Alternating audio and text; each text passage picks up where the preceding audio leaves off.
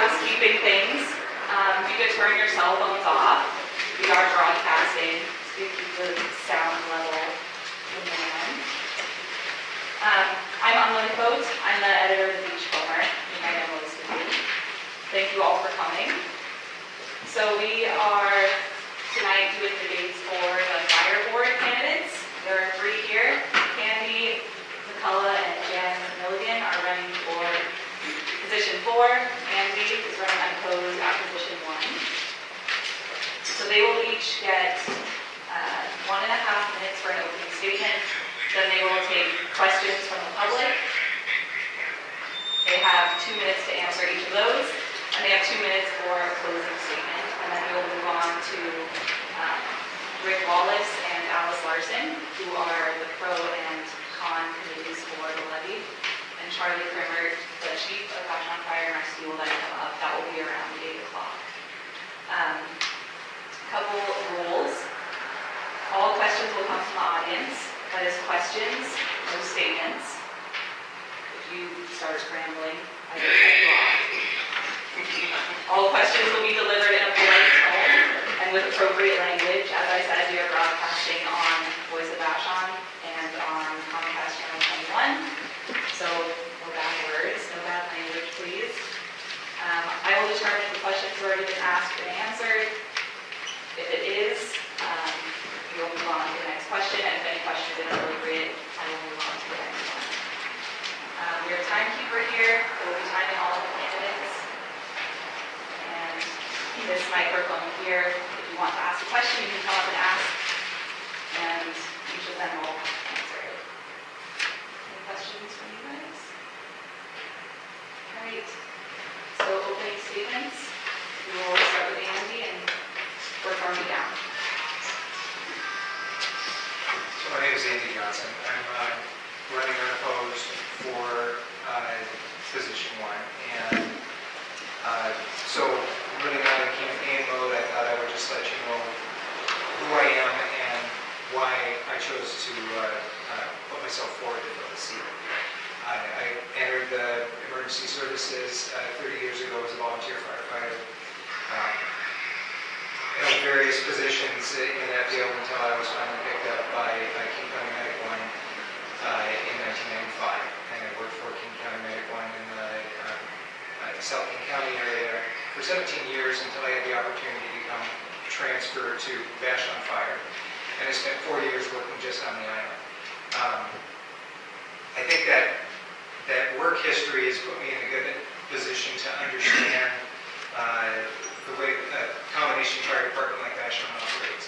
I've worked with volunteers, I've been a volunteer, I've worked as career staff, and my 4 years here let me really understand how close to the bone this department is operating, and so that's why I stepped forward. I think my understanding of how departments work and how this department specifically works and its capabilities puts me in a good position to help us move forward past our current financial crisis.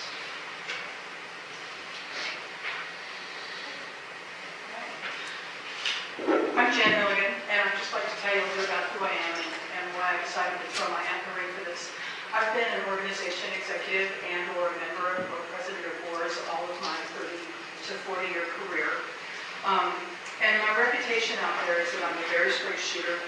I'm an unwinder of financial problems and debacles of various kinds, and I'm a real thoughtful planner and someone who understands both the big picture and the details of various situations that I've been involved in. I'm pretty savvy about fire service from the perspective of my husband. He's a 31-year professional firefighter and paramedic, so I hear about and learn from him every day about his experiences. He's also been a union officer, so I have a little bit of exposure to union negotiation. I've studied the fire district's finances in particular in the last few months because that is obviously their single biggest issue right now, and I find it almost hard to comprehend how the district leadership could have allowed so many years of financial holes to develop and for those to get deeper and deeper for so long and just kind of let it go. The district, in my opinion, has kind of fallen out of balance. The responders we have are not quite in line with the kind of emergency responses that the Army requires of them. And all the assets, real estate, vehicles, all of that are way too much for the number of responders that would use those resources. So I'm looking at finding the balance in the district again.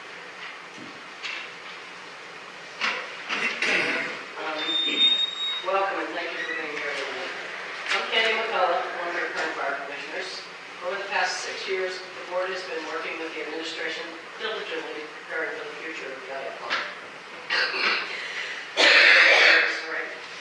Because when you need us now.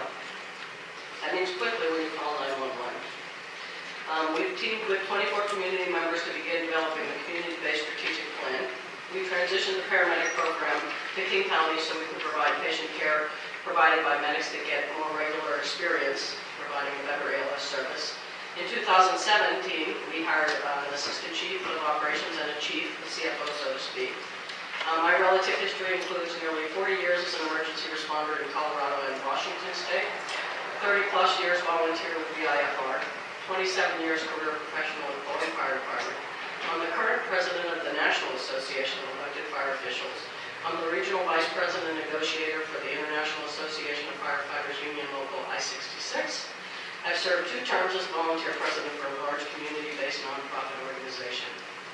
I am seeking re-election to ensure we are there for you when you're down 911. I want to continue to strengthen the emergency response capabilities of the IFR. Chief Primmer is completing a thorough assessment of the state of the district. We are brainstorming to determine how to continue providing quality services to keep up with the increasing demand and be fiscally responsible. Thank you for coming.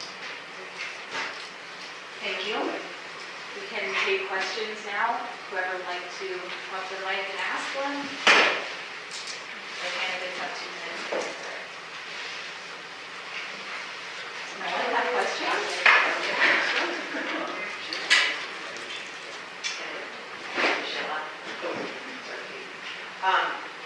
I just want to ask Jan whether she supports the Proposition 1 proposal.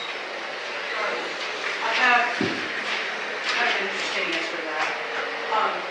Charlie Primmer has done a wonderful job pointing out how the district would use the additional funds and why they are so short. And there is no doubt in my mind that he would put that money to good use to expand the response capability of the district. But that's not the commissioner's decision. It's the voters' decision. And I only have one vote, just like every voter. The commissioner's job is to see that that money is well managed and that we never get into this predicament again, where it's been years of downsliding with expenses exceeding revenue. It's going to require quite a bit of forethought and pre-planning for many years out. Long-range planning on the part of the commissioners and the chiefs combined. It's a team effort. And I look at my job, whether the levy passes or fails, to manage them really well, really carefully, and figure out how to do without it if it doesn't. So you can't answer that question? I said there's no doubt in my mind that the district needs that money. So yes, you are. This isn't a conversation, I'm sorry. It has to be a question and answer. Don't you want the other people to answer? If the other people would like to answer, the question was addressed to Jan, but you guys are more than free to respond if you'd like to. I do support the levy. I've been involved in this department for a lot of years. And I've been a commissioner for 6 years. And year 2 of my commission, I recognized we were dipping into reserves for operations. And that was when we started the strategic planning thing. And that was, we thought it would take 6 months. And we thought we would be done with it. And we thought at that time we would figure out what we needed to do as far as raising taxes or asking for a tax raise. Or not. But we have done everything we can. And then, the paramedic question came up, and then that took 2 years, and then our chiefs retired. So we have not been able to, bring a levy forward because we've had all these other fires to deal with over the last couple of years. So, but we have, as a board, we consistently agree that this is no way to operate in the future when we need to push over it. So I definitely support the levy. Anything to add, Andy? I guess I'm just kind of same sentiments. I also support the levy. I don't think there's, let me just say that operating the fire department is an inherently very expensive job.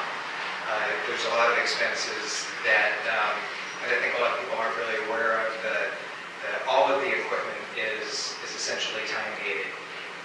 We need to have a plan to replace this. But our biggest issue is people. We are short of people. Right now, there's no way we can afford to add personnel. Volunteers just aren't available like they have been in the past. And so a lot of that's going to have to come from either just hiring more full-time career staff, or Chief Kermit's been trying to find some ways to potentially add some part-time paid people, which might be a little bit more affordable. But one way or another, we need more people. And I don't necessarily think we have too much equipment. I think we just don't have enough people to operate that equipment. So I'm fully in support of the levy. Thank you. Any more questions? Two questions. So Jan, you never said whether or not you supported the levy. And then in your statement here, you said it was unfathomable for the district to use the reserves to keep running this year. But what do you have different? It goes back more than this year. We've been using reserves for several years and have drawn them down. Just today I got some balance sheets to find out how much they have left. If the levy doesn't pass, they're going to have to start making cuts immediately to staff, to all kinds of overhead, to everything they can find. Charlie has put forth some ideas about selling real estate, which may not be a bad idea. The way that she's described the level of call volume, the nature of the calls, the timing of the calls, the location of the calls on the island, leads me to believe that they have a good handle on what they need as the call volume has grown gradually. The population is aging, so I have no doubt that they could use the money. The commissioners have a responsibility to help them manage it, though, and you can't just throw money at the problem and expect the problem to fix itself. It's got to be managed correctly and equipment replaced and admin overhead pared down so that things come back into black to keep that response level where it needs to be, and not just have things eaten up with admin costs that aren't necessary. Do you support the levy? I do. I have no doubt that they need the money and they will use it well, but that's not my decision. It's the voters. Any of the other candidates have anything to add? I'm a little actually unclear on just what the question was about at this point. Your question, if I'm not mistaken, was just about what you would do differently so we don't end up in this situation. You said it was unfathomable for the district to use the reserves to keep running. And I wondered, in your statement, you said it was unfathomable for the district to use the reserves. What could they have done different than just use the reserves? Well, right already now. answered. So it's Andy. if I were to answer that question, it's the unfathomable part of the situation is that that's the only thing we have to operate on. What needs to be done differently is get ourselves up to date. There hasn't been an increase in tax revenue in 27 years, which means really that we've had a decrease in tax revenues. That's the part that is unthinkable. We can't operate on the current budget, so we're digging into reserves in order to just get by. And I've seen things in my tenure at the department, my 4 years, there were major equipment issues that weren't being addressed. That's not a sustainable situation. So what I would do differently is encourage people to support this tax levy. Candy? And I just want to say I'm thrilled we have Chief Kermit as our leader.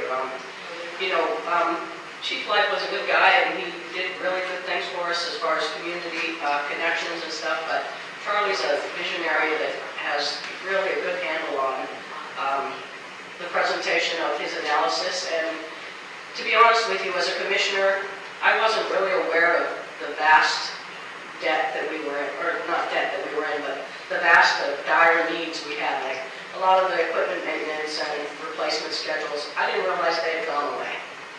You know, because I just didn't recognize that they just came off the list of the budget items. And, you know, we were so busy trying to figure out the future plan that we neglected to get a true picture of the way our money comes in. We get first half taxes, and then, you know, the chief comes in and does his report and says, okay, we're here, we're spent this much, and we have this much more.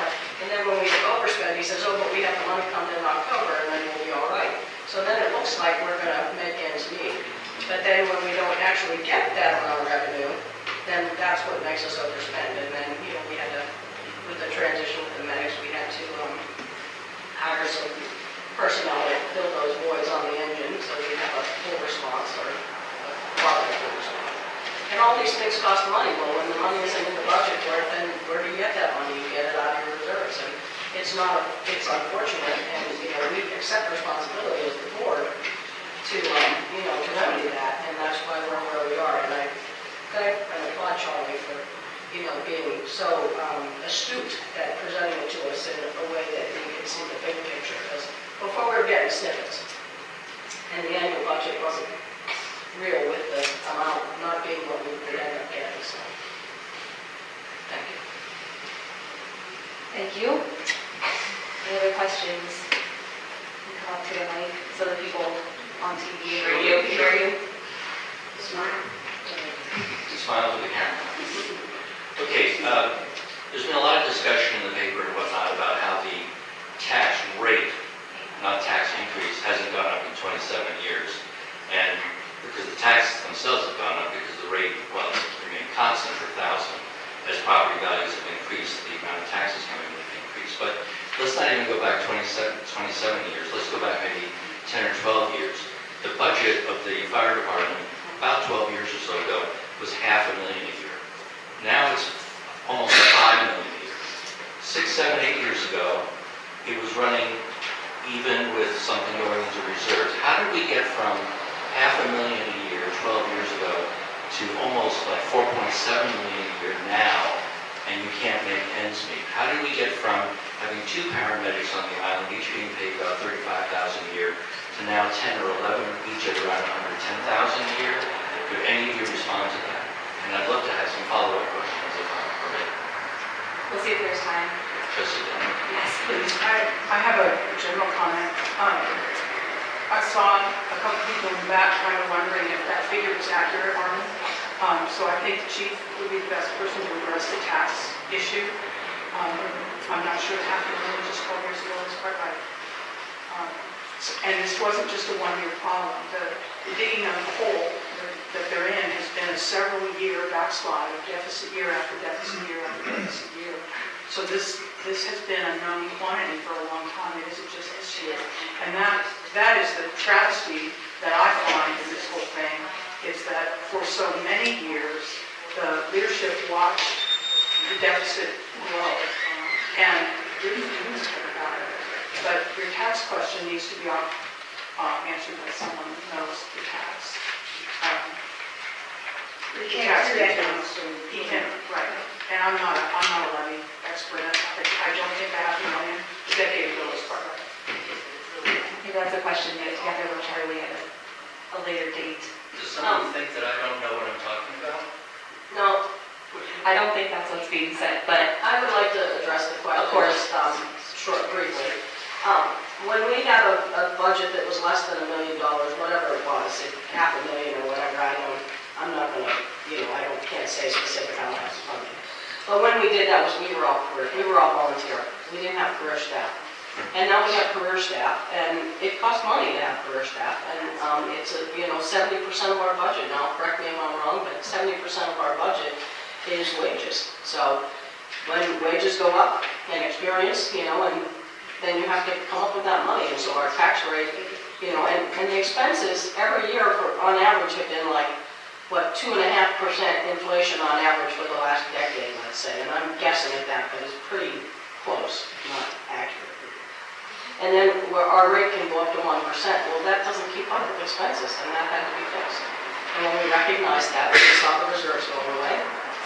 That was where we went. We said, okay, we've got to fix this. And, you know, we had no idea about all the amount of deferred releases until we had a thorough analysis done by Chief Curran. So, our bad, but we've seen it, we recognize it, we said this has got to be fixed, and we want to fix it.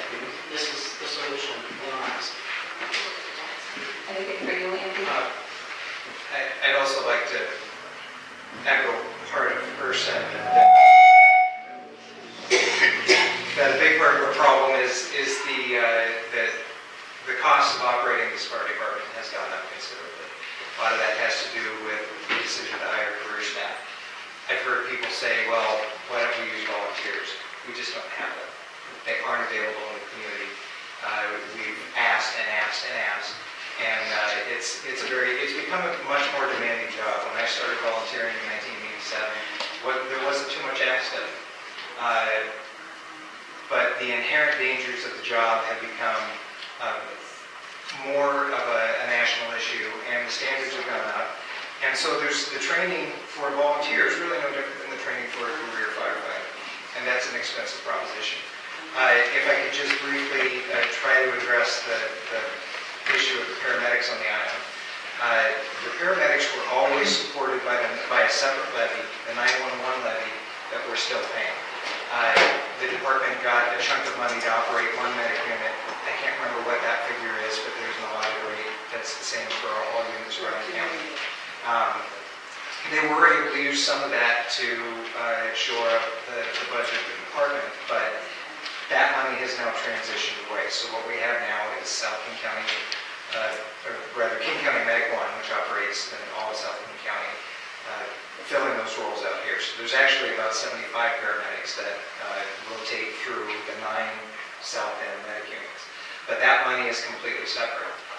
That service is no longer provided by the fire department. That's all entirely from King County Medic 1 via a separate levy. So the fire department budget no longer reflects that expenditure. I hope that helps. So here's your budget, and it's not really true that you've gone into deficits every year. In 2013, you ended up the year with $900,000. In 2014, you started the year, with 1.3 million, which means you had more money. In 2015, you had another $10,000 more, almost 1.4 million. In 2016 was the first year, I guess it was 2015. 2015 was the first year you lost money, and it was $250,000 in the hole. Before that, you've been growing. And this is off. What's your question? So I'm just disagreeing with them. So just the last year or two is when we've gotten into trouble. Before that, we were not in trouble. Do you agree with that? Well, what's the question? That's the question. Because they're saying things that are not true. You wanted that from me. Yeah, right. I agree that it hasn't been, we haven't consistently been behind. And it's been the last couple of years that it's gotten extreme. And one of the extreme costs was the transition of paramedics, in my opinion. Because, when you only have, 1.2 million in reserve, which doesn't sound like a lot, but not when you're, operating on, losing a lot of income, 400,000 plus. They used to provide part of the ACAR costs. They used to provide some of the administration costs. And so once we gave the medics back to the county, so that for good reason, so we could have, regularly give them more experience and have more of like cash and paramedics to draw from, it still ended up costing us. So when you start talking about, $400,000 a year over and above what you budgeted, that 1.2 mil doesn't really reflect, which is why we're where we are. So that's my, but I'm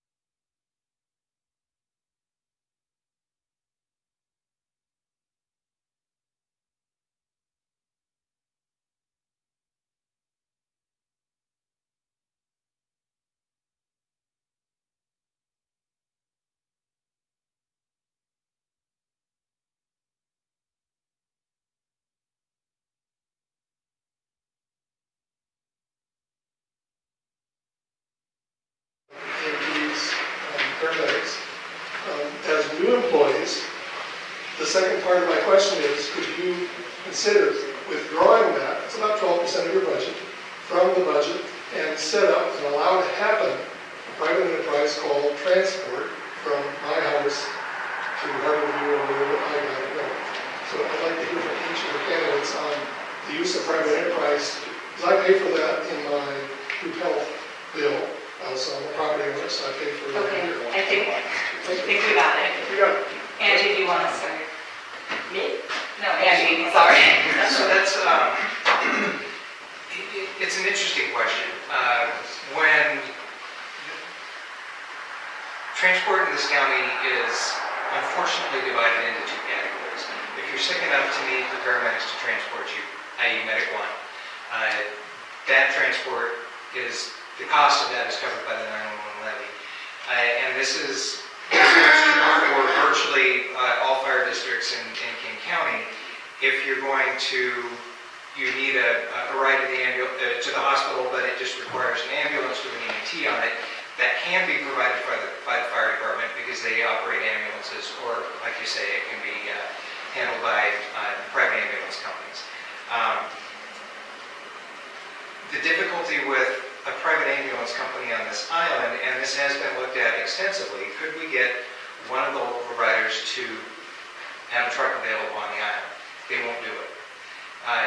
There's not enough volume for them to dedicate a transport unit, in their opinion. I know it's been requested of them a number of times, and they've always said no. So what we've done in the past is tried to provide that transport all the way to the hospital with our own EMTs. As we run short on personnel, that becomes more and more difficult. So now, anytime we're running short, that is handed over to a private ambulance company in Fauntleroy, and they finish the transport, usually with TriMet or American Medical Response. If we could do it all the way from here and just let your insurance cover that, sure, that'd be great, but it just doesn't seem like that's a viable option with the local companies that provide that service. So Jan next. I think the fire district hopes for what you're suggesting, that they wish they had some transport assistance to supplement their staff so that the people don't have to leave the island. The 12 positions you mentioned are firefighter, paramedic, firefighter EMT positions. They're not paramedics. The 2 paramedics from South County Medic 1, that's it. That's advanced life support. Everything else is firefighter and/or EMT. Well, some of them are both. If the district could rework their volunteer staffing each and every shift so that volunteers were frequently the people doing the transport, that might take some of the burden off of the professionals being gone as much.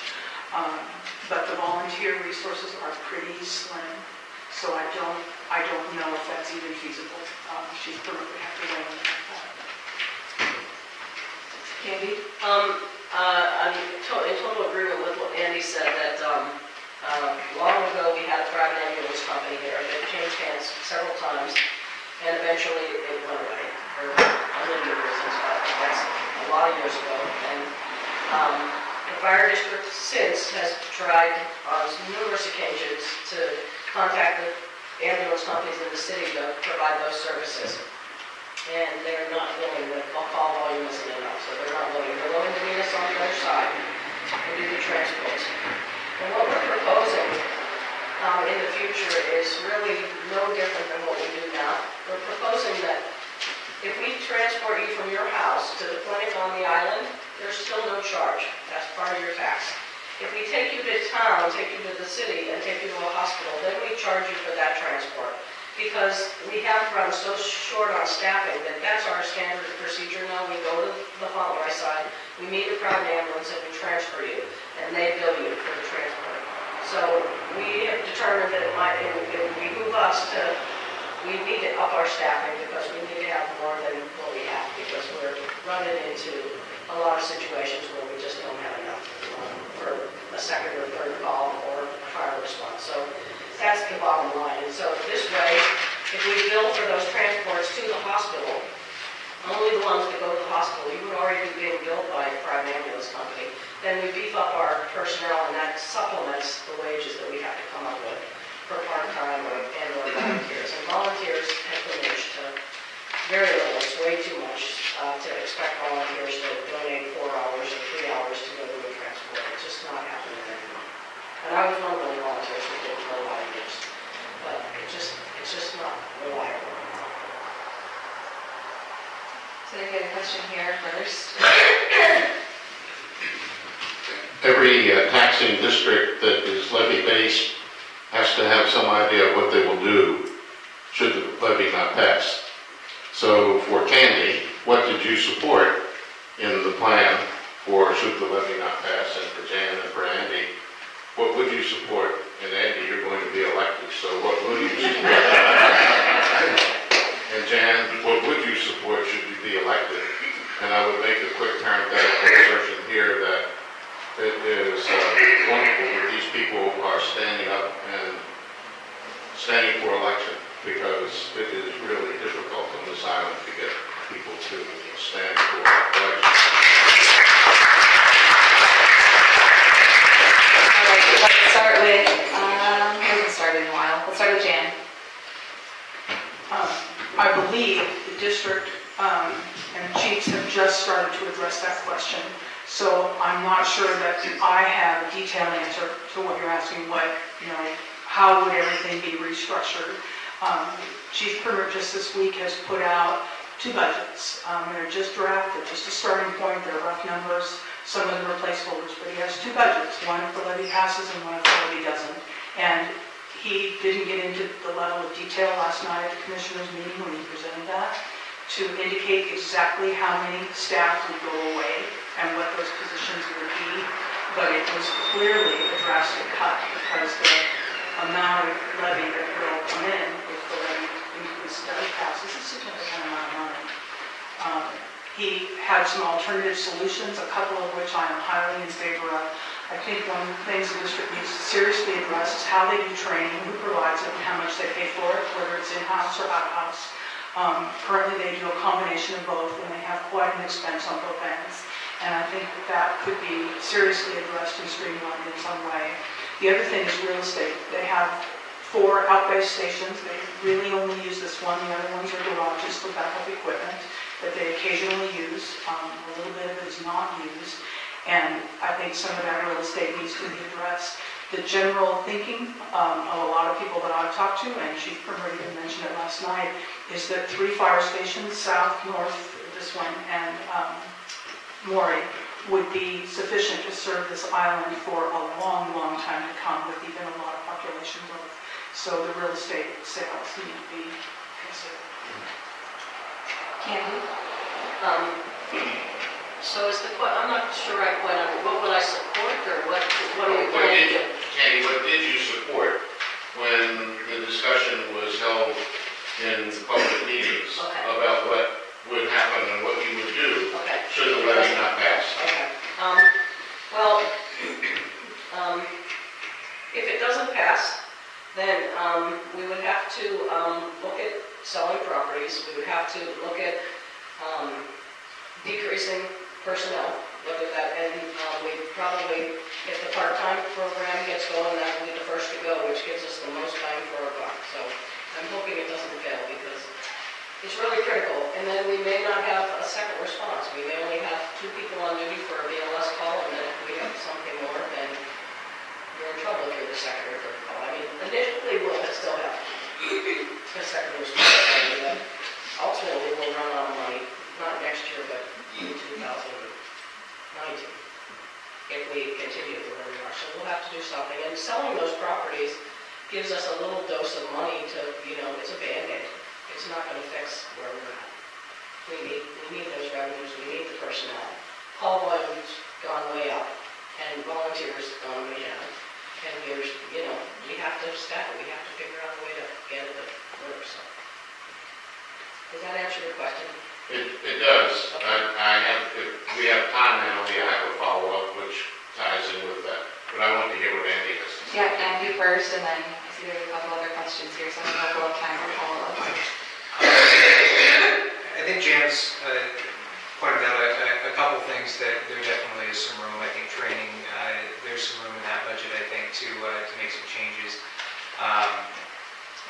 But the unfortunate bottom line is, with the way the department is operating right now as a combination department, relying a lot on career staff, that's a large portion of the budget. I believe the number is something over 70% of the budget is people. So without the levy, I don't think there's any other way to save a significant amount of money than cutting personnel. Yes, there's some real estate available. The north and south end stations, now they're really they're not truly functional stations. Maybe there's some impact on homeowners' insurance rates, but I'm not even sure if that's real. If we sold those stations, that's a small income for a short period of time. That's not going to sustain the department. So I'm a little ambivalent on selling on what we do with real estate, because I don't think it makes the kind of difference that this department needs to see, which is long-term sustainable funding. So if the levy fails, unfortunately, I think we lose people. All right, so a question back here. You guys are introducing yourself. I'm Gary English. I'm a retired deputy chief of Seattle Fire. I have a question for Andy specifically, and I'd like to have you guys jump in if you can. First, I know that we've overspent the budget for 6 of the last 10 years, and next year will be another year. Part of our problem, though, is the medics left. When the medics left, I'm curious if they were staffed as firefighter medics, or were they just medics? Because the transition made a difference. And if they were not firefighter medics, where are we going to be if we boost more staff, our ability to save people in burning buildings? We have to start with that. So, yes, when I was employed by Vashon Fire, I was a paramedic firefighter with the emphasis on paramedics. The medics that were here were included in the firefighter staff, but that had to be on a limited basis because our primary duties were to provide advanced life support on Medicare. That did, however, increase numbers of available firefighters on a fire scene, and it was helpful. So I think there certainly was an impact when we transitioned back to the county. I think there are a host of reasons why that transition made sense, but apart from budgetary change, you're right, that did make a difference in total numbers of firefighters available on the island. Even when we were there, the rule, there's 2 of us, but the rule was only one of us could really get involved in firefighting activities because the other one had to be immediately available, and this was per our medical director. So in reality, you've lost one person. That one individual is not really making the difference that we need to see. Dealing with small numbers, sure, one more person is helpful. But we, at times still, even with that, weren't really filling the mandate of 2 in, 2 out. So 2 firefighters outside, 2 firefighters inside to do full interior structural firefighting. That's always been a pinch point with operations on this island, and the more we run into situations where we're concurrently running 8 calls, when a fire response happens, that becomes even more of a critical problem. Let's go to Candy. What he said. Really, pretty much what he said. The only thing I would add is that we lost 1 firefighter when the medics went over per shift, so we actually lost 3 because we have an extra on 1 shift, right? So we ended up hiring 3 firefighters, and we knew that was going to cost us, and that was going to make our budget worse. But what are we here for? We're here to serve you, and if you don't have a response, then why are we here? So we decided that that was, the best choice for us to move forward and hire those people with the, chief making that decision also with us. And the medics transitioning, There were other things that cost us that will show in the next year's budget, like I was talking about earlier. They pay for part of the aid cars and some of the administrative costs. But otherwise, Andy pretty much nailed it.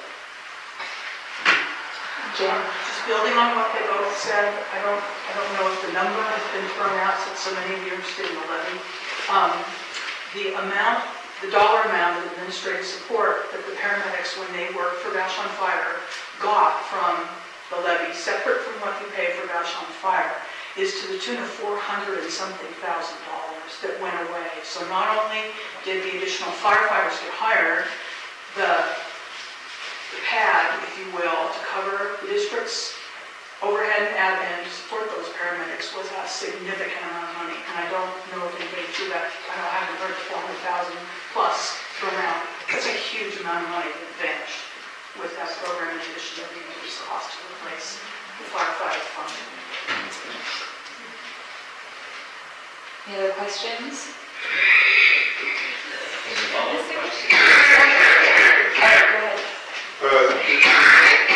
Reserves have been mentioned frequently, and looking at the file of financial statements, in 14 and 15, 16 is unavailable. They show a beginning cash balance and an ending cash balance of over $2.5 million, which is over 50% of the operating budget. I've never heard anybody mention what the percentage of the reserves are.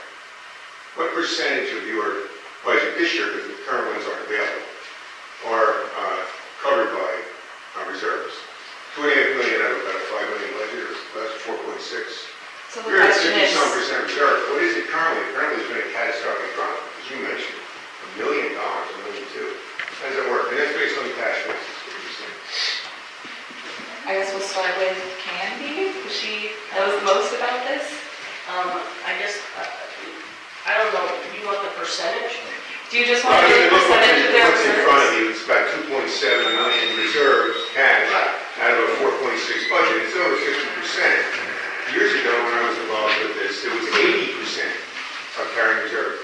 We could lose that amount of money every year and go 40-some years before we got running. So just what is the percentage of your Bill, reserve? how dangerous is the reserve situation? The reserve situation is, in my opinion, from looking at what we have on paper today, and the projection of what's going to cost us to hire the extra 3 firefighters to replace the lost paramedics, and all the other expenses that it's my belief is that it'll be 1 year till we're out of reserves.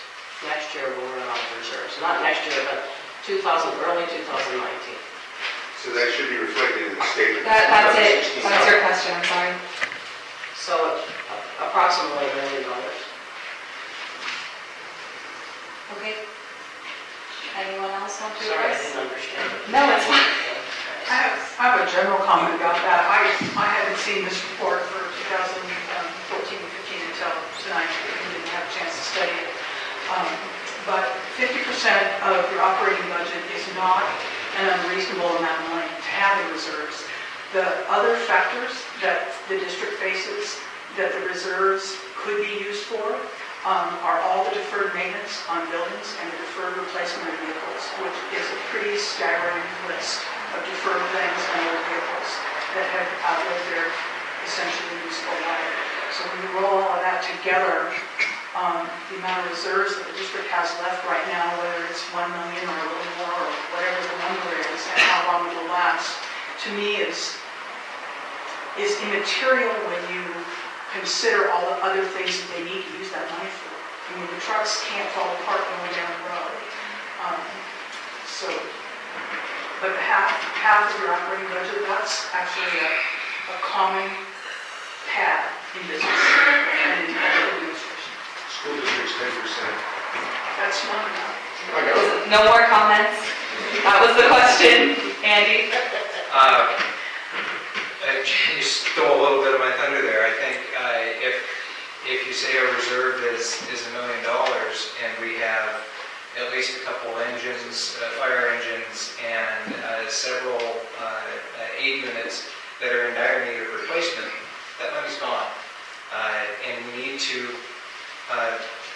have funding available for those things to be scheduled to be replaced because they are essentially rare dated. A fire engine may not get many miles, but when it's operating under stress just as it's parked, and they wear out. So that's really my only comment about that. I can't talk specifically about percentages of what's in the budget. It's not in front of me at the moment. I'm sorry, I hadn't really had time to look at this. That was just dropped in front of us just before the meeting. If our number is currently $1 million, that's not going to sustain us very long. Sorry, I misunderstood. No, I'm not able to answer the question. Other questions? Well, let me just add one more thing. Well, Sorry, you're only allowed to speak once. I'm sorry. That's all right, no problem. Question? Good job. Keep me alive. So I've asked you folks this probably in the aisles of First Way, but I thought I'd ask it in a more public forum. What do you think is the future for volunteers at the district here? Let's go ahead and start with Andy, then we'll go to Jan and Andy. The question of volunteers is really good. I have a real warm spot for volunteer fire departments. That's where I started out. The problem is, and this is happening nationwide, it's harder and harder to find people that are willing to put that much time into it. Like I said before, the training requirements for a volunteer are exactly that of a career firefighter, because they're doing the same job, and it's a dangerous job. If you don't have the training to back that up, we can't ask you to do it. So our future as a combination department is entirely dependent on the community and who's here willing to put in that amount of time. I don't know if that number is ever going to increase again. It makes me a little sad. I think volunteer fire departments are a wonderful thing. It's a great way to connect you to the community, but it's simply become too difficult for people to commit that much time. So anybody who wants to walk through the door and volunteer for us, I'm sure we'll find a spot for you, but those numbers are low. Jan? Volunteers aren't free or even cheap. A set of their bunkers to turn out here for fires is over $10,000, just one set, and it has a lifespan. There's training costs associated with volunteers. And I think the district needs to evaluate how many volunteers they have, and if all those fixed costs of supporting any volunteers are so large that it makes little sense to support any and all. So there may come a time when there are so few volunteers who come forth that it makes no sense to support any of them, because there are some fixed costs that are the same regardless of whether there's 1 or 30 volunteers. The Vashon community is very active, and right now there seems to be a trend in the district that there's a few new volunteers coming forth, but just a handful. They're talking about running another recruit academy next year, early first half of next year, for a handful of new volunteers. And perhaps some of those people will apply for paid positions here or elsewhere if they find something to apply for. But the district needs to figure out how much it's costing them to process volunteers and handle them. I don't know what the number is. I'm sure that Charlie and Bob can figure it out. But as the training requirements get more and more stringent and time-consuming, including ongoing training, not just that one-shot certification you get at the beginning, it's going to be harder and harder for people to meet all the requirements and stay physically fit and meet all the other requirements and pull a duty shift or however they organize how they're on duty. A lot of the district's volunteers right now don't even live on the island. They're here for the experience. And while they serve, while they're here, they take a shift and hang out on Vashon. That's great, but they're not available the rest of the week on an on-call basis because they're from off-island looking for that experience. So that could actually, in the long run, end up as a drain on the district. All right, Candy. Both of them pretty much hit on the highlights of the difficulty of maintaining volunteer engagement. It's a commitment. It's a huge time commitment. It's 3 12-hour shifts a month and training, so you're talking 40 hours a month, a minimum. at the current time. However, I do think that our administration is considering other alternatives to hopefully beef up the opportunities for local volunteers, because that's what we need more of, is local volunteers, because when they're off duty and the stuff hits the fan, we want them to be able to respond and help us in the, dire emergency. So it's our intention to continue to try and build volunteers, but it's absolutely true that it's very limited because, most people don't really give up that kind of time, and it's not cheap. It's expensive all year to outfit them in the training and whatnot. They go to the stuff, so basically that's. All right, we're going to end the questions because we have to start the levy portion of this in a little over 5 minutes. So we each have 2 minutes to give your closing statements. We'll start with Candy and work our way down to Andy. All right, thank you. When you call 911, you need VIFR to respond quickly. I believe my time and dedication as a VIFR volunteer and extensive networking and continuing education experience with other elected officials and my leadership skills give me a solid foundation. My career as an emergency services professional, negotiating skills, diverse community services experience, and my strong commitment to financial responsibility and accountability have prepared me well for another term as commissioner. I'm excited about the synergy of the current administration and commissioners. I want to continue working towards a future where our shared vision is a reality. A time when VIFR will have enough people to reliably respond to simultaneous medical alarms and safely mitigate a single family residence fire. We no longer have to defer maintenance or delay replacement of much-needed ambulances, fire equipment, and engines. With the vast increase in call volume and diminishing number of local volunteers, we are stretched thin.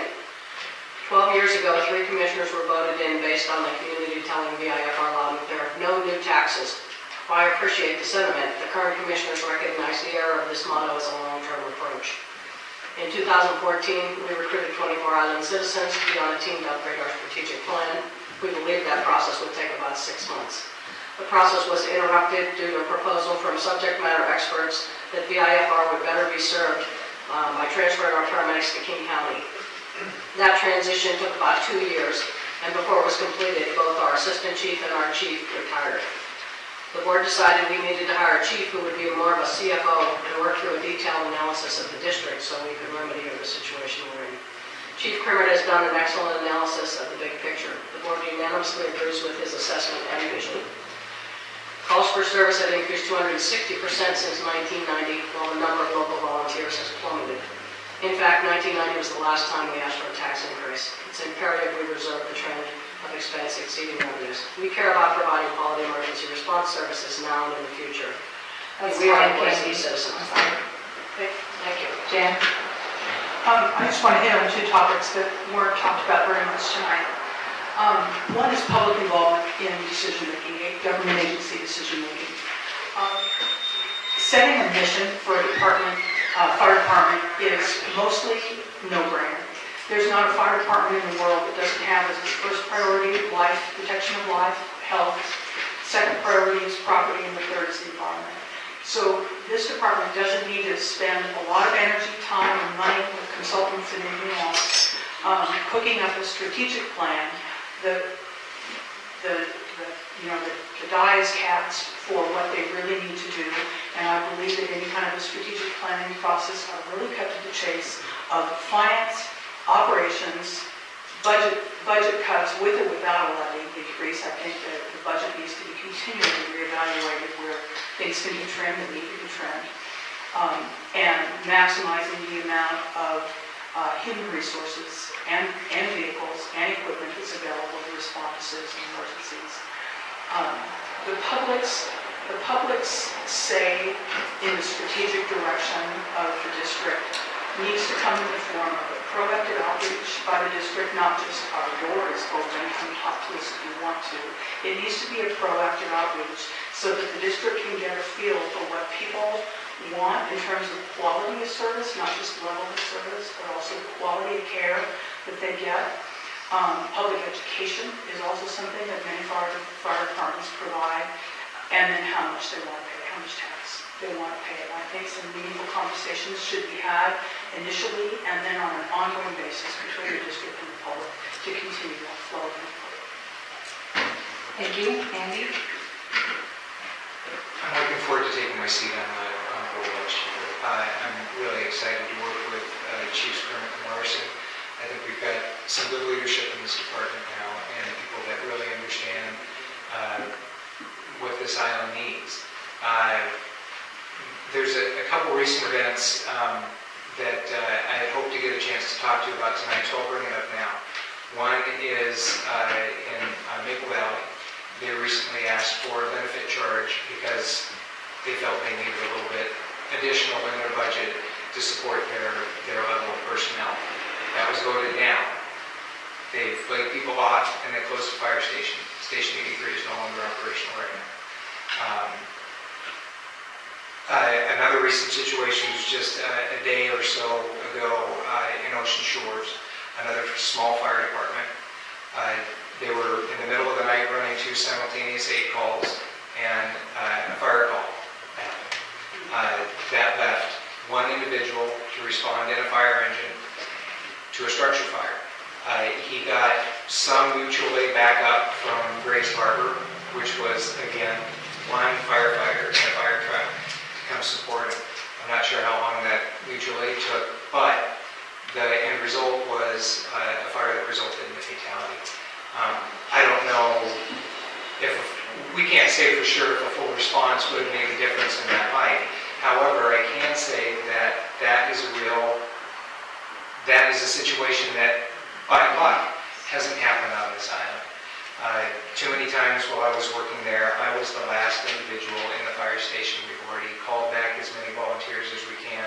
We've got 2, maybe 3 8 cars off the island transporting, and one of them has the other paramedic. So it was me and Chief Lake. That's not adequate. We can't have everything we need for the big disaster, but we should have enough for what can happen on a regular basis. Okay. Thank you, everybody. Thank you. Thank you, audience.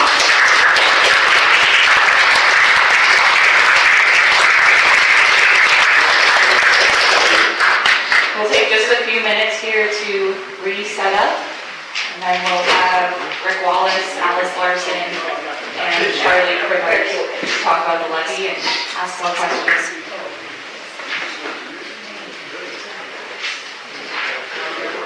All right, very good. We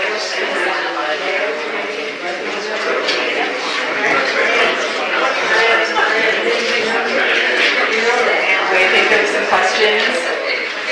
Stretch your legs for a little bit.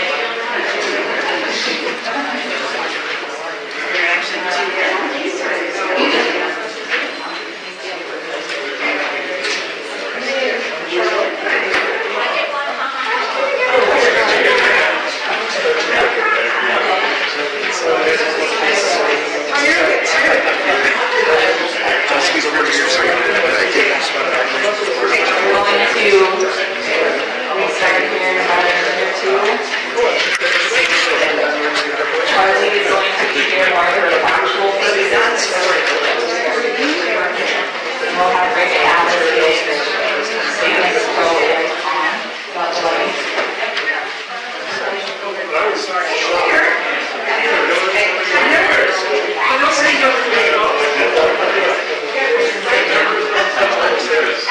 Well, I tell you the truth of how much In case any of those listening at home or want to listen as well. This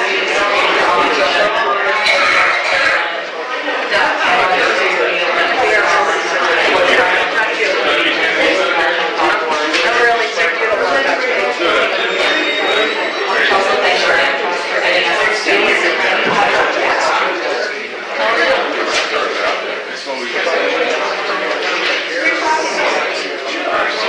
you haven't asked me a question. I want to know if you know the answer. Everyone knows the answer.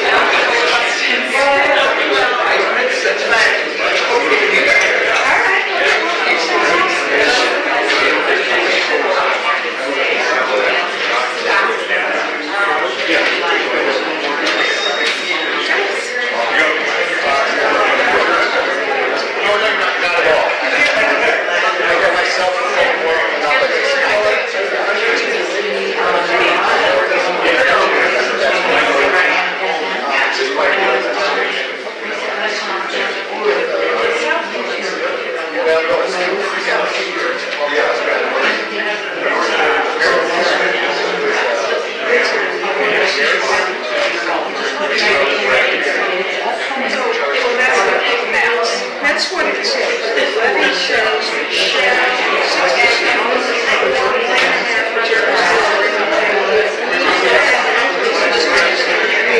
that's how much. That's 2.5 times. I just want you to know what you're voting for this amount. I'm not saying it does. Yes. That's why I wanted us to take a look.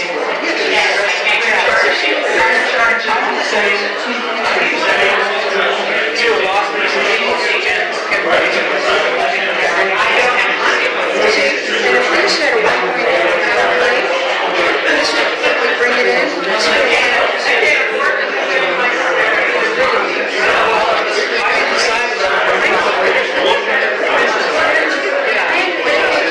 They don't know what they're I mean, I had a meeting, and even Rose, 6 months ago, All right, we're going to restart here.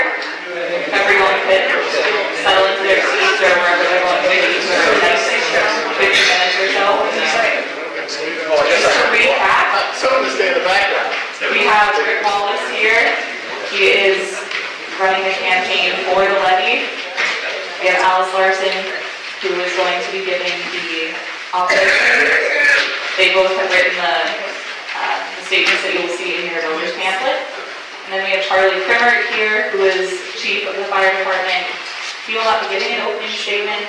He will be here for more factual purposes, as we already have a pro person here. Going over the format again, each Alice and Rick have 3 minutes to give an opening statement, giving a little bit more time. But they do still only get 2 minutes to answer each question and 2 minutes for a closing statement. Once again, all questions will come from the audience. That is questions with no statements. Please keep them brief. There are a lot of people who would like to ask questions and very complicated answers. All questions will be delivered in a polite tone, and again, watch your language as we are being broadcast live on the radio and on television. I will determine if the question has already been asked and answered. If so, we will move on. And if I determine that any question is inappropriate, we will move to the next question. With that, we will start with Alice. She'll give her 3-minute opening statement, and we'll move on to Rick.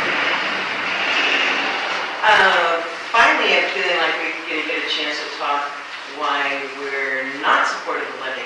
So does the Vashon Fire District really need an 87% increase, an extra $2 million, which will increase to $4 million by 2023, given how the levy's written? Let's take a look at what the facts are. Yes, calls are up from 1990, but we also have started employing full-time permanent firefighters, and we have 13 of them now on staff to respond to that. The population really hasn't changed since 2010. Two federal and state agencies say maybe we're up 400 people since 2010. And the calls in the last 5 years have only risen slightly. Fire calls are actually down 25%. That information is from VIF on the website. Do we really need a lot more paid responders? So the fire district identified a major problem, which was if you had a call where someone had to be transported to Seattle to the hospital, you left the island for 3 hours with an aid car.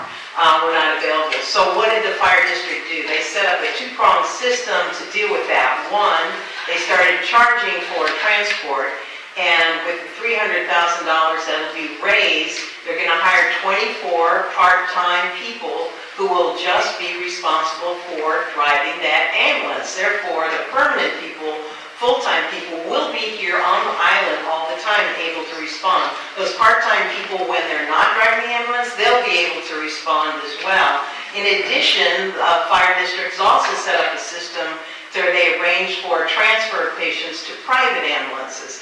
And that transfer has taken place and can take place either on Vashon or Fauntleroy, meaning, again, personnel won't be off. So these are basic life support, not heart attack sort of things, which are handled by King County. county. Backup's always a helicopter, as it has been for a long time. So, you know, do we really need a lot more responders? The calls haven't gone up that much. What about the volunteer recruitment program? Well, we faced a problem long ago with not enough volunteers. So what the fire district did is they set up a very successful program where they recruited off-island people who wanted to train as EMT firefighters. They came over here to our academy, and in return for us training them so they get a professional job, they agreed to literally live in our fire station on a shift and give us their volunteer services. So that has been a very successful program, has major turnover because it's planned that these people will get a professional job. And that's time, Alice. I'm sorry.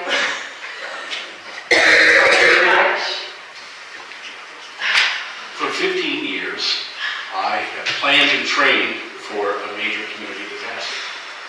Thank heavens it hasn't happened. But at the fire district, there's a disaster every day. It's a personal disaster. Somebody gets really ill, somebody gets hurt, there's a fire. Here's the reality of how poorly prepared we are for personal disasters in our nation. It costs about $3.7 million a year to operate our fire district. At the current level, that's not even with the improvements that I strongly recommend. The levy currently delivers about $2.5 million a year. Simple math, that's 1.2 million short every year. That's not sustainable.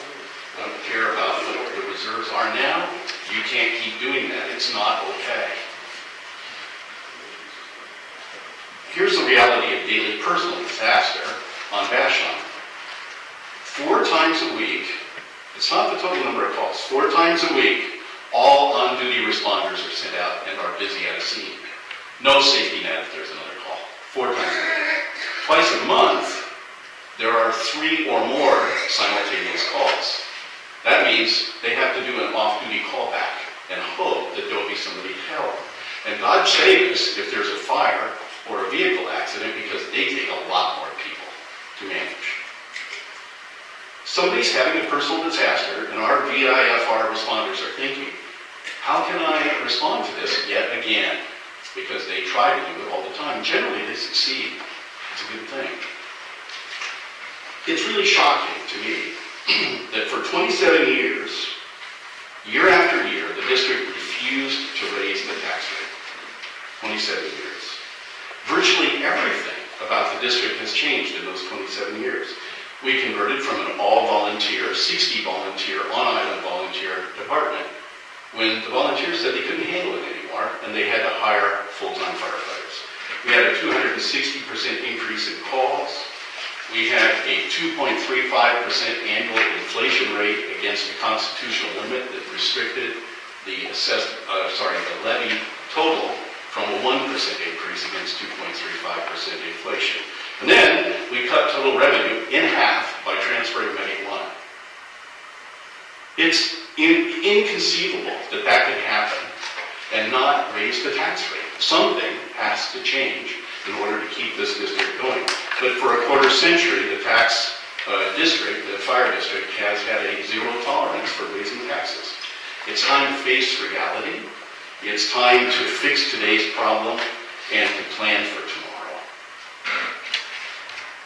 Thank you. And I will open the floor to questions now. Whoever would like to go up and ask questions. Anybody? Okay. I guess I'll start. I would have never suspected that. Remember, questions, not statements. Well, he can start. Okay, let's start with some facts again about the numbers. It's not true that the taxes haven't gone up in 27 years. That's right. It's not true that the tax rate maybe hasn't gone up in 27 years, but the tax rate per thousand of value has resulted in substantial tax increases in 27 years because the value of properties have gone up. The budget of the department used to be 500,000. Now, you just said, Rick, that it's 2.5 million is coming in. So there's been 5 times the increase. The constitutional limit of 1% Question, is 1%. Armin, please. I'm going to ask Rick to respond to these comments. But you can't respond to Isn't the, ask I'll your give you a question. Isn't the constitutional limit 1% plus the rate of growth in population? In 27 years, the population has grown substantially. It's been steady the last few years, but it's grown substantially. So, what do you have to say, Rick, about some of the statements? First of all, my recollection is that in 1990, when the $1.50 tax rate was originally passed, the actual spent dollars by the district was $1 million. So I don't know where that came from. You may be right, and I'm wrong, but my recollection, looking at all of the spreadsheets, it was $1 million back in 1990. Yes, it's true, the tax revenue has gone up because of a number of different factors besides the ones you mentioned. Every year, almost, not every year, the fire district has raised the revenue by 1%. But in the meantime, 2.35% inflation, costs have gone up 260%. Costs have gone way, way up. That's my answer. Not allowed to ask more questions or... Nope. Alice? Wait a minute, Alice, you have something who's going on, right? Yeah, no. Yeah. Alice, it's your turn to answer. I think what's the killer with this levy is not only is it going for the maximum, and I don't know if I get a chance to explain what that's going to mean to you, but it's that 6% increase every year. So instead of a 1% increase, it will go up 6% increase, and so by 2023, in 5 years, you're going to be paying $4 million extra as the island, rather than just the $2 million extra you'll be paying in 2018. This is far too much. Plus, the fire district really hasn't said what they're going to do with this increase at all. There's vague references to this, to that, to personnel, which, do we really need? How much do we need? Why do we need it? Where do we need it? Lots of vague references, but no real definition on where this huge extra amount of money is going to go. 87% increase in the first year. Done? Yes? Any more questions? Can we ask the chief a question? If you want to address him specifically, yes. I'll get in line. So, my question is about the 6%. I think there's a lot of confusion about that. I'm not sure we all totally understand it. So, could each of you explain, is that automatically it goes up that, or is it something that needs to be voted on by commissioners, by, can you address that? Let me start with Alice, just to mix up the order here, and then we'll go to Rick. Actually, the levy says that they can raise it 6% without a vote of the public. So that is part of this levy. And so let me explain in real dollars what this means to an individual. Say you had a house today, 2017, assessed at $500,000. Because the property values on Vashon have gone up 17%, this new levy, 2018, would start at that assessment for your house. $585,000 is what it would be assessed at in 2018. Applied the 1.5 applied to that. That means that you paid $468 in fire taxes in this year. Next year, you're going to pay $878. That's a $400 increase, 87% increase. Given the 6%, and my understanding of it is that it can't go beyond the rate of 1.5, but as housing values increase, then they're allowed to apply that 6% to the increase, so that you will actually be paying a lot more money. 6% every year in 2023 means that you'll be paying $1,174 in 2023 in fire district taxes, where 2017 you simply paid $468. That's a huge amount of money out of your pocket, and island-wide, it's a huge amount of money. Do they really need that much money? Thank you, Alice. Rick? There seems to be an assumption that it will automatically go up 6% a year in the second, third, fourth, fifth, and sixth years of the levy. It's not true. As Hillary pointed out today, she's very accurate about this, the word shall appears in the language that you're going to vote on. But it says you shall use, and Hillary ought to love the word shall here, because it says the limit factor is 6%. That means that you can't take more than 6%. It could be 0. And one of my favorite things about the limit factor language, the revenue maintenance clause I call it, is that Hillary's so angry about this, and Alice are so angry about it, that they'll show up at budget time next year, and the year after, and the year after, and tell everybody not to raise it more than 0%. There's public input into the budget process. And I'm really looking forward to that level of public engagement in our fire district. That's why we're in the mess we're in now, because nobody paid any attention for 27 years.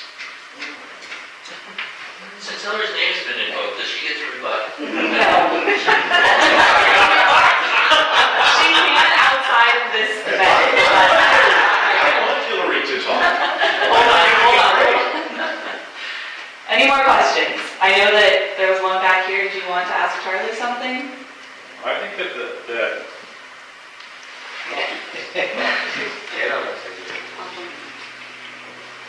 I phrase this with a question.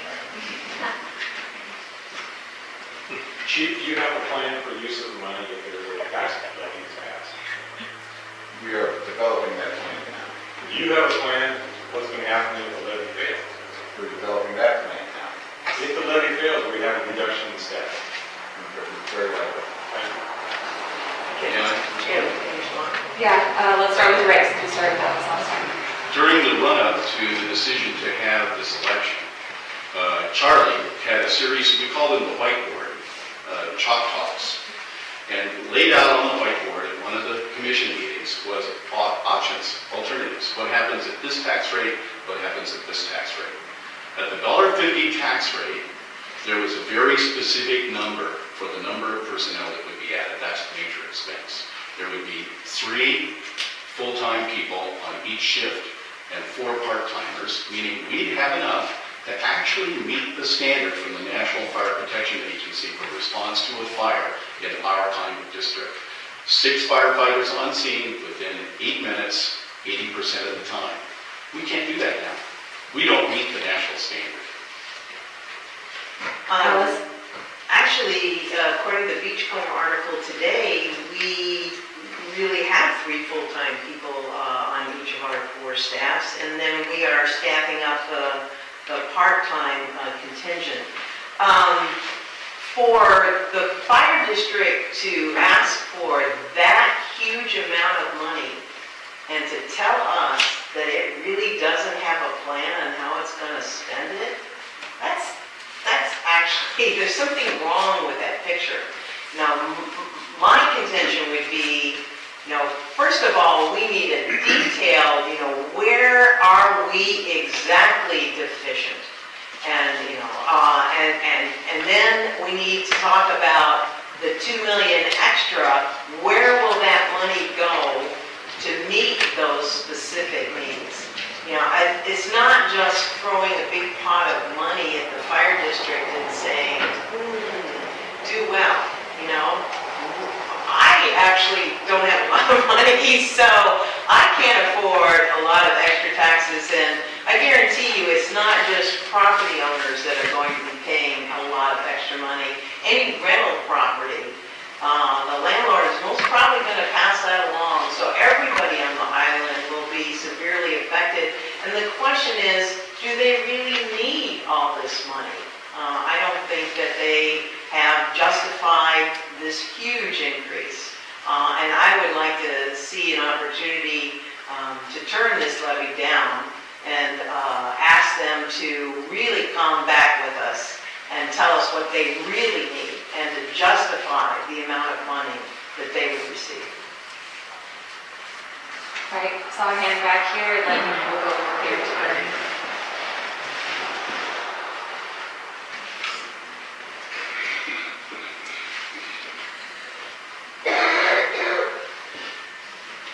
Takes a lot of you get old, it takes a lot of courage to keep getting older. My favorite thing about Joe is his joke that he used to tell about which side of the flowers he was. No, I can see both sides. To me, I look at it and I say, I pay insurance on my house. So the question is, to me, after we're put aside all these damn dollar signs, is our lives endangered by not passing this levy? If the answer is yes, then we by God better do it. If the answer is no, then turn it down, but you're taking a chance.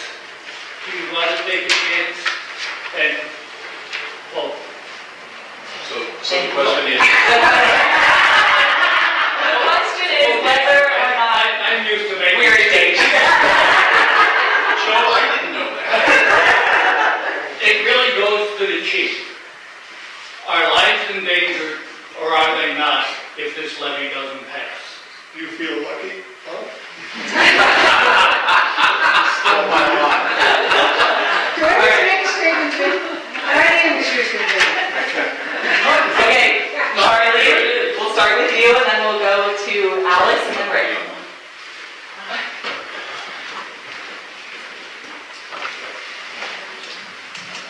Thank you, Joe. It's a tremendous question with no simple answer. I often equate the fire district to being insurance. How well insured do you want to be? We are regularly seeing simultaneous calls demanding we actually address more patients than we have staff on duty. It's becoming a common occurrence. Perhaps it'll pass. Hopefully it's a fact. We focus on these people being on duty for the aid calls, which is predominantly our work. But you don't want us there just for the aid calls. You need us there for your house, your fire, your car accident. Those are labor-intensive tasks. So unfortunately, firemen do watch a lot of TV, but they train before they watch TV. They're skilled and know what they're going to do when they're called upon. And so I would say, I'm rambling, that's why I have no 3 minute limit. You do have the 2 minute limit. So I'm fearful of our ability to fully protect the island at this time. I believe the levy is necessary. I believe and understand your concerns about where the money's going. I would say the best way I can protect the finances for the district is your engagement. Join us. We regularly meet to empty rooms with no input. And you count on us to make decisions, and we make them, and then since you weren't there, you challenge us. Engage. I'm happy for your input. I'm happy for your engagement. That would be the best way for us to advance our financial situation and improve it. Thank you. Alice? I guess I need to say at this point, I spent 25 years with the fire district as outside looking in. 25 years. In 2015, Rick and I both were actively engaged in strategic planning process, and we spent lots of time. So I'm not a newcomer to this. The sky is falling, oh my God, you're going to die approach to this levy. It bothers me. That tactic really bothers me. As I said, population hasn't changed on the island in almost 10 years. You know, the calls are up just slightly, fire calls are down. So, you know, we didn't have simultaneous calls for the last 5 years. Yeah, I think we did. Because nothing much has changed on the island except now we have a primary care healthcare system to take off some of the patients when we didn't have that system, and then their only alternative for healthcare was calling an emergency. The volunteer program, I wanted to say something about that. So we have a successful volunteer program. We do have volunteers on island. We have a growing support staff. We have explorers, and we do have on-island explorers, volunteers. And yeah, it would be nice to have more. You know what? The fire district used to have a volunteer coordinator who was very successful recruiting off-island volunteers and filled this training program. That same level of effort has never been applied to finding Vashon volunteers, full responder volunteers, which we all agree would be the best way to go. The fire district no longer has that position. You know, there are things that can be done to help the situation besides $4 million. Thank you, Alice. Rick? Joe, the answer is yes. Lives are at risk. The question is, how much risk are you willing to take? Your life's at risk every day, sitting right there. Your life's at risk. My life's at risk right now. I'm a heart patient. The question is, how much risk are you willing to take? So Saturday night, one of my closest friends fell off a ladder, broke his pelvis, broke his arm. He's in his 3rd surgery now at Harvard. At the same time that happened, there was a full cardiac arrest respiratory call on Mariana. Now, was somebody's life at risk when all those units were tied up with that? That's a lot of work. That is not one firefighter rolling up in one vehicle. That is a lot of people to stabilize patients, resuscitate patients, that your life's at risk, absolutely. And if you get the call stacking that's going on, 20% increase in call stacking this year, then people are at risk. I'm not going to say that everybody is going to die, but I am saying that it's by luck only. Thank heavens that this district has people that just completely respond and perform under the adverse circumstances that they don't have enough people. There are not enough people. That's the problem. So what will the $2 million be used for? The first thing it goes for is $1.2 million goes right into the black hole. That $1.2 million shortfall in revenue against the cost just to have the district the way it is now, not to improve it. Then we need to bank money for replacement of fire engines, maintaining buildings, and the increase in the responders that we need. I really believe this. I've been working on this for months now, and we need more responders. Thank you. Is there a question back here, if you still have one? Oh, if you still have one, have a bit of rest. I have 3. Just one for now, please. Okay. Well, first I'd like to correct the impression that Alice and Hillary are angry. They are not. They're friends of mine. Figure speech. They're concerned. But the world out there is listening. Second is the relationship between fire and neighbor care health. I was shocked, shouldn't be, to see Dr. Cook say that when they close their doors up there on Sunrise Ridge, that's it. It's Charlie and his cohorts. They're going to take care of me when I'm sick or fall back. What's our relationship? What's your relationship, fire? And what's the levy's relationship? Because I haven't seen anything in here about our relationship with neighbor care health. Second question is, they're a big outfit.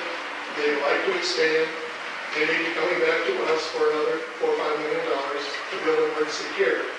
Does your budget have a contingency plan for the new staff that are coming in and the proposals around that to fold into their emergency care process? Assuming it's a 3 to 5 year process, that's what Charlie and I appreciate it. I have no, I'm sorry. Microphone. My considerations and efforts right now have not engaged neighbor care's plans for expansion or any of their plans. We have been working to grow our relationship with them from a fundamental day-to-day services point of view to the island. But if they're going to pursue expanding and additional budget impacts that could engage us or impact us, we'll have to coordinate with them. I have nothing in place right now to deal with that. Okay, let's go to Rick and then Alice. Well, I know something about neighbor care. Bernie was on the team that helped us save the clinic and reopen it, and so were other people in this room. I'm not aware of any actual concrete plans to open an emergency care operation on the island like neighbor care. They emphatically, when I was involved in that effort, said it's primary care, and in fact, I have seen for myself that if they have an emergency, they call 911. You know, that's the way it works. A significant percentage of the calls from the district are to Sunrise Village. Okay, Alice? So as a professional, I've worked with community health centers like Neighbor Care for 40 years. So it is a primary care clinic, and what it does is it takes care of all of those calls that would normally have gone to Charlie during the day if we didn't have doctors on the island. They have added staff so that they can do same-day calls. They're being very creative, very flexible, and they've been here one whole year. Always, a primary care facility will always call 911 emergency care when the patient warrants emergency care. I would hope that Charlie will, actually, I'd love to hear that Charlie and the administrator from Neighbor Care are having lunch once a month, you know, to talk over what's going on with healthcare on the island. That just makes common sense. They are not a closed system at all. They are open to coordinating with communities. That is their mission. I did want to say something about the level of care. What Rick just described as 2 simultaneous calls, that full cardiac arrest would have been dealt with by King County's paramedics and King County's Medic 1 vans. That's the level of care that they deal with. So each healthcare system on the island deals with a particular level of care. May I clarify a procedural statement there? Sorry, I can't, no. Did he speak yet? Yeah. I started. You went first. Actually, there was a question back here. I'm sorry. Sorry?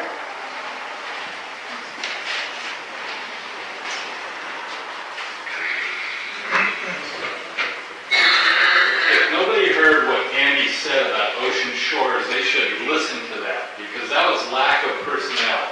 Our fire levy is the lowest out of all of King County's fire districts here. Having not raised it in 27 years scares me, and it scares the amount of responders. And I would like for the panel to clarify that last statement about 8 cars in King County paramedics, and the fact that, Charlie, if you do get this levy, what are your goals? What are the things that you would like to see happen here? Because I don't want to have one firefighter show up at my house fire when the others are out somewhere else. We need more staff here, and I fully support this fire levy. I guess we'll start with Charlie and move down. Well, folks, and I've had questions similar to this outside of this arena tonight. It looks like we send a lot of people to a call. You'll see a lot of apparatus. That's a philosophical working model. That's an essential. It's easier to send people back that you don't need than to be there saying you wish you had 7 more people. An industry standard for us, for example, at a CPR call, a critical heart patient call, is you need 7 people. That's an industry standard, period. So for an ALS call, I appreciate that the Medic 1 will do the heavy lifting, but they will not do it without BLS support. We will support them. We go on every call, be it ALS or not. So regarding how the funds will be spent, as I mentioned earlier, we're building that. Last night was the first night with the commissioners to see the preliminary layouts I'm putting on the table. My priorities are fairly simple. Staffing is critical. How to staff a shift. You hear we actually have 15 firefighters on staff, but that doesn't mean they are all working. We are contractually obligated to and very often run with just 2 career firefighters. That's the minimum. It happens. So we will work to provide better resources from a personnel point of view. Then that we will support them with the equipment that they need. The bulk of our equipment, as has been mentioned earlier, has a useful life and it needs to be replaced. And the funding's in place to replace our essential equipment like hose and ladders and air packs. There is no funding set aside to replace any of those things. So, people, equipment, and then I would worry about the facilities. All right, Alice? I would say there's a huge difference between nothing and absolutely everything Cadillac. And I think that the fire district needs to find that middle ground. Now, responders do a great job. There are a lot of people involved here that I like very much. I'm not angry, but, what I think we need to do is to say no, and then ask the fire district to come back with a middle ground that's reasonable and that won't overstress us. I did want to say something about the facilities and the vehicles. We've been talking about, the fire district and the community, been talking about surplusing 2 rarely if ever used stations for well over 10 years. That means we've been maintaining them for well over 10 years. Do we really need them? I heard Charlie doubt that last night. I mean, whether the levy passes or not, why don't we sell those, take the money, put it into some of the deferred maintenance on the other facilities? In terms of equipment, why don't we look into leasing instead of buying? That way, at the end of the useful life of the equipment, we're not left with something that happily we're able to donate to a community in need, but we get newer equipment all the time. Leasing might make a whole lot more sense. So there are other ways to address these issues besides maximum amount of money thrown at it. All right, Rick? It's lease purchase that most people have been suggesting, actually, which means you do own the vehicle when you get done. You're going to have to talk a long time to convince me that it's okay to use taxpayers' money to buy a fire truck that should cost $500,000 for something around $600 or $750, depending on the financing method.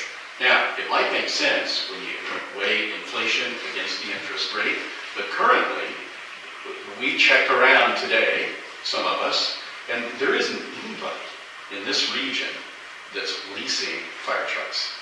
There's a story that somehow some huge percentage of fire trucks nationwide are lease purchased.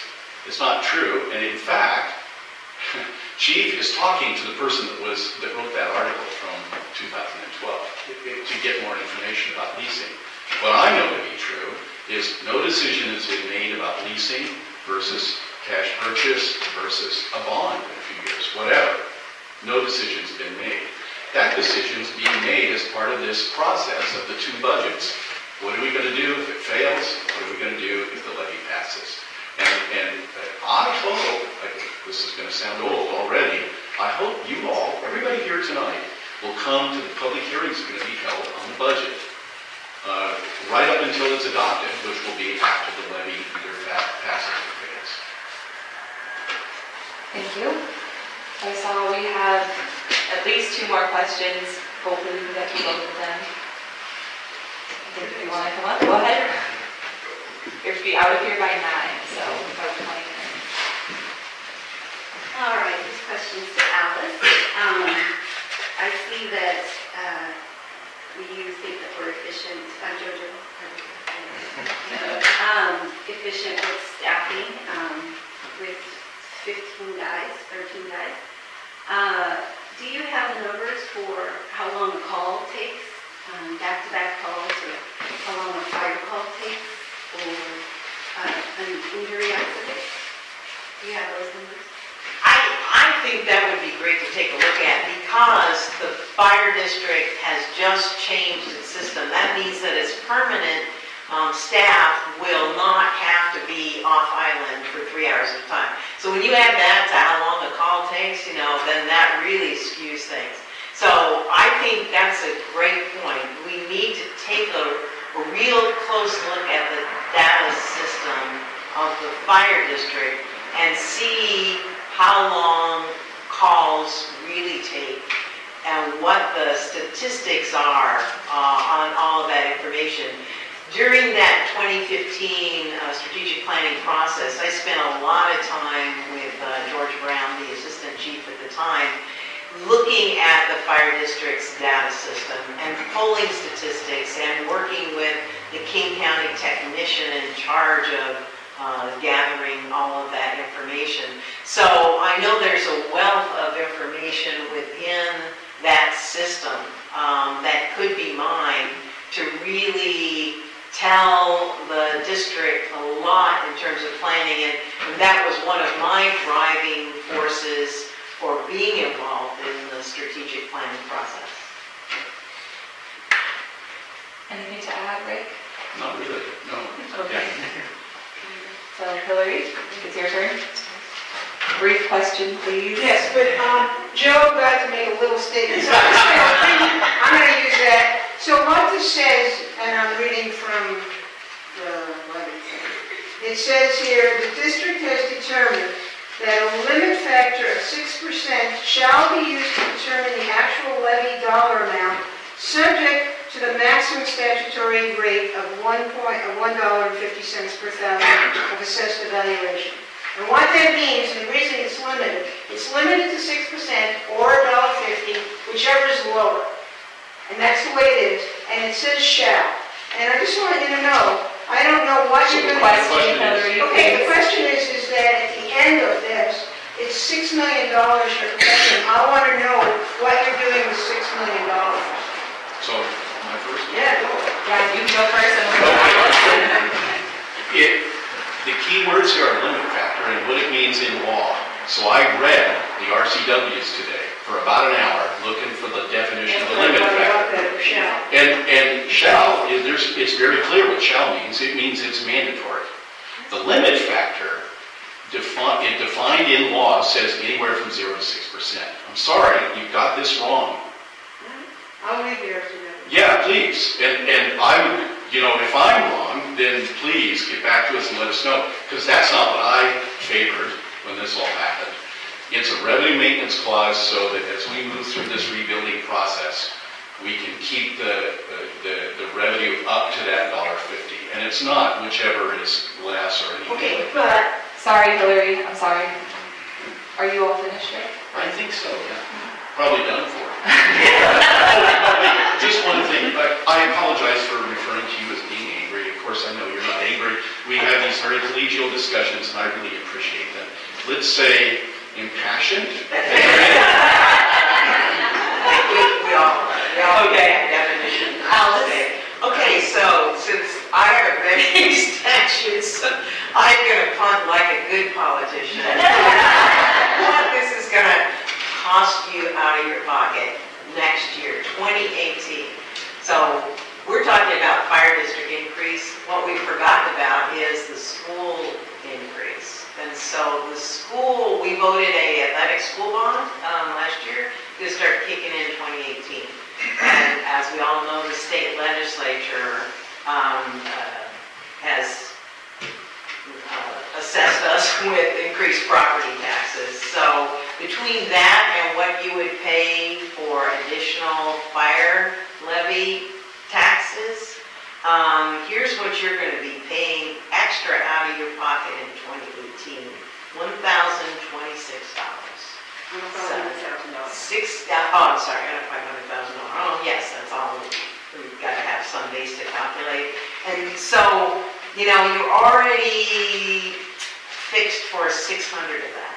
So the question is, do you want to go, and this is, I should misspoke. That 1,026 is the increase that you're going to pay, not the total. It is the increase. So 600 of that is already an increase dedicated to education, so you're going to pay it. So the question is, do you want to pay an extra $400 in 2018 and even more later for fire district? Okay, we have time for one more brief question, if anyone has one. Otherwise, would like to close this thing? Sure. If the levy fails, will you go for another election for a lower rate? You were looking at me, not like... I'll start with Alice. I was looking at you because I had my glasses on, Rick, and you were closest. Start me? Do you have an answer? Yes, I definitely have an answer. Gosh, I hope so. That's really what I want. So more money, but they don't need the absolute maximum. And yes, I hope that like we did with the school district, we say, go back and rethink this and give us details on exactly why you need the money, exactly where you're going to spend it. Take out that 6% increase every year and come back to us with something that's reasonable. What's been proposed a couple of times in the newspaper I saw today was, 1.38 without the 6% every year increase, just the standard 1%.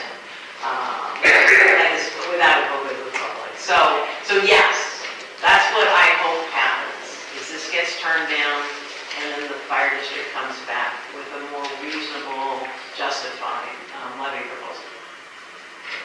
Great. I keep hearing that the tax rate is at the absolute max.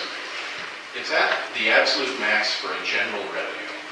But even if the $1.50 passes, there will be 12 of the 24 districts in King County that will be taxing at a higher total tax rate than VIFR. Currently, we're at number 24 right at the bottom. Even at the $1.50, we'll be in the middle.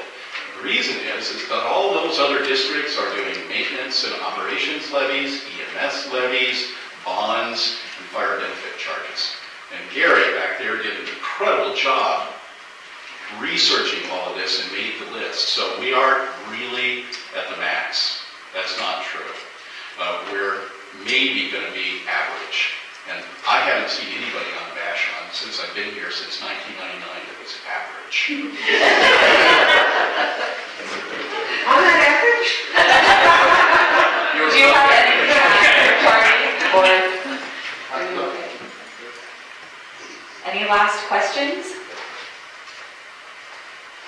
All right. So you guys each have 2 minutes for, the two of you have 2 minutes for a closing statement. I'll start with Rick. So a lot of the heat on this issue seems to revolve around the size of the tax rate increase. If you're upset at the size of the increase, I assume you're also really, angry about the circumstances that caused the big jump. It's that you didn't pay the $1.50 for 27 years. The district should have been bumping up the tax rate every few years by a nickel or a dime, just like the school district does all the time. And we wouldn't even be having this conversation. We'd be up there at $1.50 and we wouldn't be in this shortfall situation. So be angry that you didn't have to pay those taxes for 27 years if you're angry at the size of this jump, because it's a catch-up.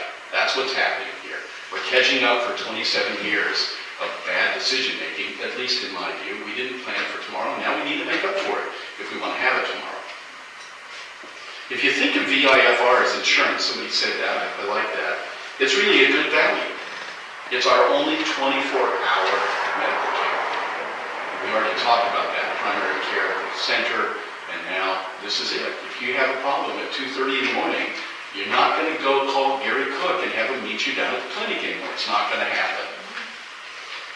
Basically, the bottom line from me is you can't operate the 2017 version of VIFR on a tax rate that was set back in 1990 and has eroded as a tax rate ever since, because, as everybody's pointed out, assessed value kept going up, and that drives the tax rate down. But inflation and other factors have eaten up all of that. And we have a 1.2 million shortfall that we have to make up. It's not sustainable. Alice?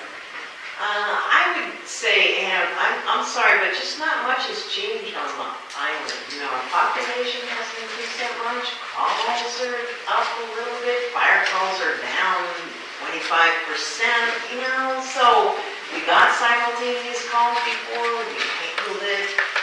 We keep increasing personnel. We have a good system in place to keep our responders on the island at all times. We have King County now, paramedics as our solid backup. We have some volunteer options, including a good volunteer recruitment program that is successful, that is working. There are ways to look at our facilities, sell the two we don't use. Let's look at leasing equipment. Do we really need all this extra extra money going to the fire district? I don't think so. You know, and again, I said this before, I hope that you will vote against this one to give a message that it's just overkill, it's just too much. We don't know what they're going to do with the money, you know. So please come back to us with another proposal that's more reasoned, that we know where the funds are going, that we know that you really need. All right, that is it. Thank you. Can I say one last thing? There are two handouts. You've seen a lot of literature from the pro levy. We passed out two handouts here today. We're going to try and get those out some more. And so please take a look at that information and contact myself or Hillary if you have any questions. Okay. Thank you to the candidates.